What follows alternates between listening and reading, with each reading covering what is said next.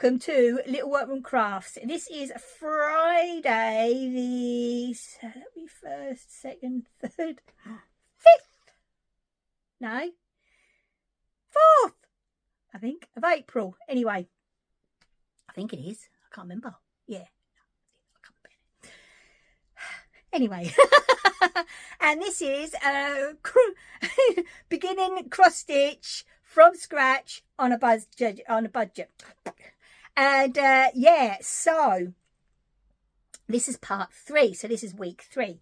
So this week, if you've been following along, you will know that we have you know, I've talked about equipment. I've talked about how to start. It is hard to do something like this. It really is, because, you know, I can't actually stitch a chart because they've all got copyright and everything else on them. So, you know what I mean? It is hard, but I try and show and get free ones and show what I can.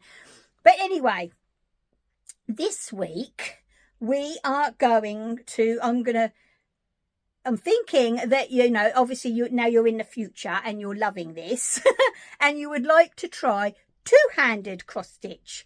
So, you know, you have to then get something to hold your hoop for you. Okay, where you can get the big floor ones and things like that, but they are storing them and stuff like that. Or you can get one of these, which is a picture I'm going to put here, which is what I use downstairs. I absolutely love this. It's called a tabletop, or is it just a tabletop cross stitch stand, I think. I got mine from Amazon, and it's absolutely brilliant. It really, really is brilliant. But I'm going to spin you around now and show you what I have up here. Okay, and let's talk about that. Right then. Oops, sorry, that was my leg. So right, you know, you can get this, which is what I call a barrel. It looks like a barrel, doesn't it? And it's clamped, there you go, to my workbench. And the top of it is, I've actually got them. You can get these with certain hoop sizes on them. Where I prefer this, which is cheaper. And then it's cheaper buying, you know, the individual hoops and then just attaching them on when needed. So, you know what I mean? There is a more cost-effective way of doing it. Or, as you see, was it last week, or the first week, where I showed you the one that you tuck underneath your legs. Okay, then. Right, so now I am going to put you on the table and I am going to show you how to stitch with two hands. It is quicker, I will say. And, yeah, so let's go.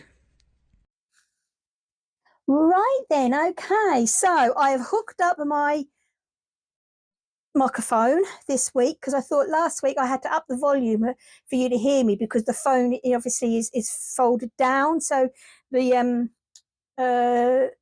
words isn't as loud, even though I'm a loud person. So I've set up my barrel and and I've popped me cloth and me little frame in there, because one good thing about this as well, you can heighten it and stuff. And I've also invested one of these things that come out the side of the table, and yeah, so anyway, we'll see if this works this week, see if it's any easier for you to see. Really, that's what I worry about more than anything. Right then, so as I say, we are going to do two-handed cross stitch this week. And then I'm hoping that we'll go on, and then right at the end I will actually show you how I do some finishes. I thought that might be of interest, so you can get some different ideas of finishes for when you've got your cross stitch all done, because they don't only have to go on the wall, that they don't. Right then, okay, so as you see from last week, I have my loop. I am a loop starter, so I have both my hands free. Let's pop that there so you can adjust this. I'm hoping, I'm trying, there you go. Hopefully I'm getting it so you can see it more than anything. Not that it's comfortable for me. Now, another thing I will say, which I forgot to say last week, if you're buying a chart, or, you know, or anything, or if you want a chart that you don't want to keep on photocopying and or throw away or something like that, what you want to do is, I always, at home, you know, because it's private, so it can be done, I always photocopy, and so I have what I call a working copy.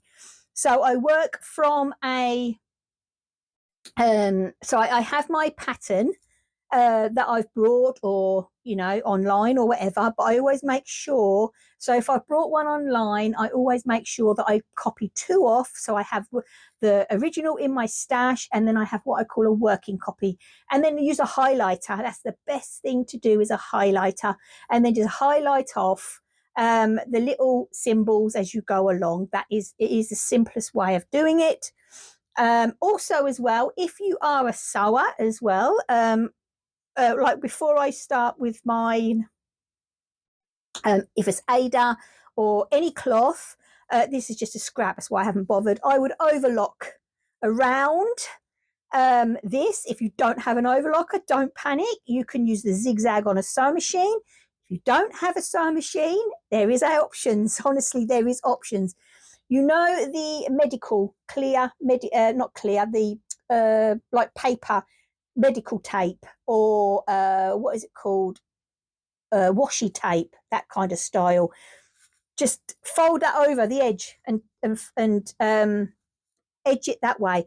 Because I started this in Canada, so obviously my sewing machine was not in Canada with me because of the different voltage and the plugs and everything else like that. My sewing machine for 2 years had to go in storage. I know, how dramatic was that? And anyway, and I just used to use the what they call the medical tape round the outside. I used to buy reels of it. So just to say, fold it, put it on the edge, fold it over, and it just stops this happening. You know what I mean? The fraying and all this stuff, and it all coming out of your cloth. And it isn't just like it isn't just Ada that does it. The linens and all the others do it as well. So there is options out there. You don't have to sew to be able to protect your edges of your cloth. Right then, okay. So as I say, right, we've got our thread, we've got our loop on the end. So what we'll do is, you have a hand at the bottom. Now, I'm left-handed, as you know, so I have my dominant hand underneath and my right hand at the top. So you will come up, go down like you did before.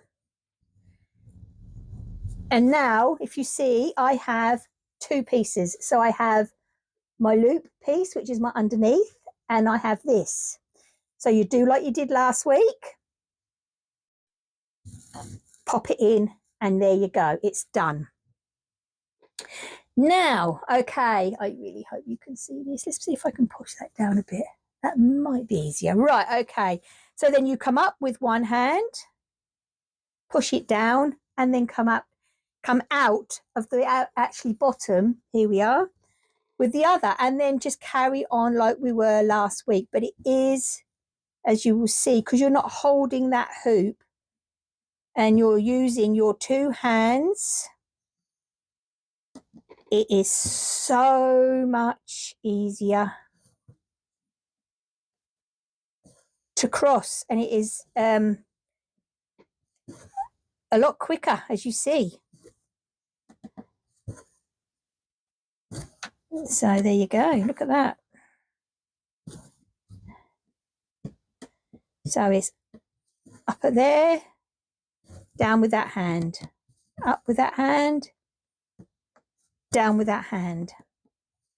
So if you're finding that you do like this craft, then I would highly invest in something to hold your hoops, because it is easier, and you have more hands-free, obviously, for your stitching. You don't have to keep worrying about putting the hoop down to mark off your patterns and stuff like that. It's all there. So I will actually, at the end for you, pop up a photograph of, as I've said, of my one downstairs, and also the one that goes underneath the leg. Now, I actually bought one of those originally in Canada, and it was all wood, and it eventually went on me about 2 years ago. So, you know what I mean? And I used to call it my elephant ears, because when you pick it up like this way, and then they hang either side, and it just reminded me of elephant ears. So I got years of use out of it. And then I invested in this. Now, this little gadget, it's really good. But as I say, the only thing is, you know, you can buy them with the hoops attached, but you're limited, aren't you? So I would have definitely get one, the top here, where you can add your own size hoops. Then you get more for your money. And, or as I say, the one downstairs. The big ones, you know, if you've got the space, then you can pick them up in secondhand or in charity shops or, you know, anything like that. They're often in there, but it is room. It is room. You know, I've got a couple up in the loft because, you know, I just haven't got the room for them. You never know, one day. So, yeah, but you can see. So it's up, and this is my non-dominant hand, and then down, this is my dominant hand. So, you know, that is the way I work. It's the dominant hand at the bottom and the non-dominant hand at the top, like so.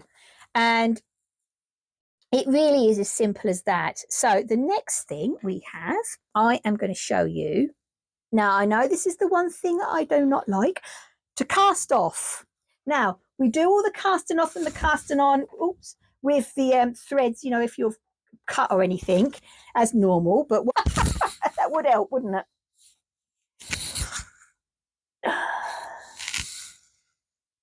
Right, okay. But so you cast on like I showed you last week, you just go underneath. And then I always, as I say, do a secure stitch. Right? Flip this back, and now I reckon I'm gonna have to move you again. I'm sorry. Right then, now backstitch. Okay, as I say, it's basically, it's an outline, and it is basically a running stitch. Okay, it's all it is. So you'll go on in the holes, and I will see if I can zoom. I don't know if I can zoom it like this when I'm recording. Can't zoom in and out on this mode. No, it just told me on the screen. So I'll do it when I'm editing, okay? I think that's about the best thing I can do. There we go. So you go in the holes, and then it is basically just a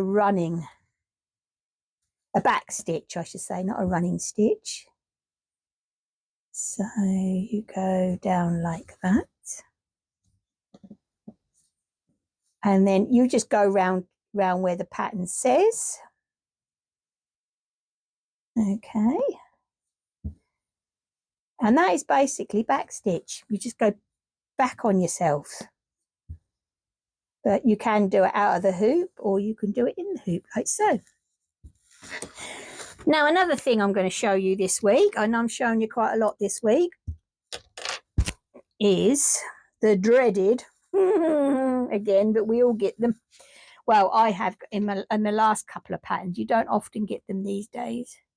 But some cross-stitch patterns will have what they call, oops, is that my thingy? Sorry. What's that called? Oh, they're not decorative stitches. What are they called? They're different styles of embroidery stitches. They can actually be included. So yet again, we've got the loop method. So let's get rid of that. So let's come down here. So now I will have to zoom in on this. So we start the same. Okay, I will do a cross.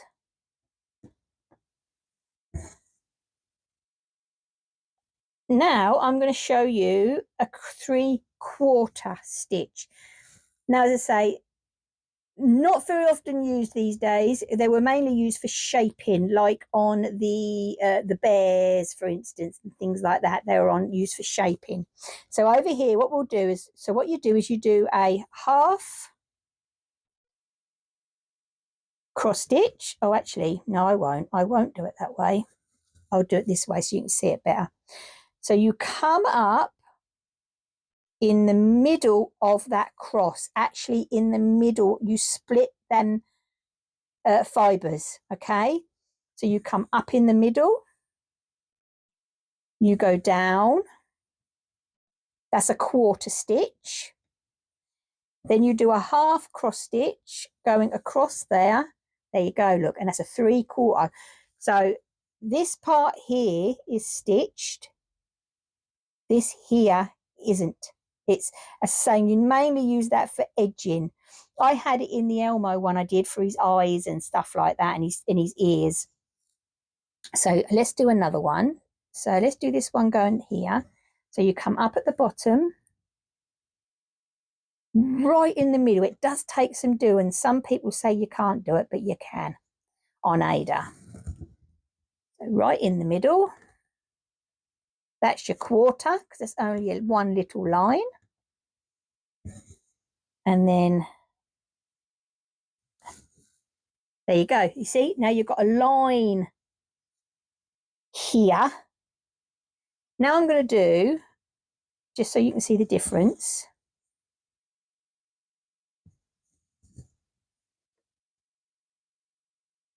a full cross. Now can you see the difference? Okay, so these are your 2 3/4 and that's your full. So basically we've gone down at an angle and across. Okay. Is there anything else I can tell you this week? I don't like overloading you with too much information every week, so that's why I'm scattering them out at smaller videos, because I think it helps you more than anything. Yeah, I think that we'll stop it there. So this week we've done holding it. So we've done two-handed cross stitch, which, as you can see, is a lot easier and a lot quicker. But I didn't want you investing in things that you don't know that you're going to like the craft. And we've also done a back stitch, and we've also done a 1/4 stitch, 3/4 stitch, and then obviously the basic cross, so you can actually see the difference. Okay, then let's lift you up. Oop, oop.